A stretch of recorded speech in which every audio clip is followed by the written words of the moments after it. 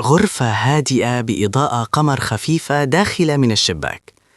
ميسي نايم على السرير، جنب منه كأس العالم على ترابيزة صغيرة. يدخل كريستيانو رونالدو بخطوات خفيفة جدا، يمشي على أطراف صوابعه. ينظر للكأس، يبتسم ابتسامة خبيثة ويهمس: أخيرا لقيتك. يمسك الكأس بهدوء، يضحك ضحكة خفيفة ويبدأ يجري خارج البيت. ميسي يصحى على صوت الضحك، يفتح عينه، يبص جنب السرير، الكأس اختفى. ميسي مصدوم: إيه ده؟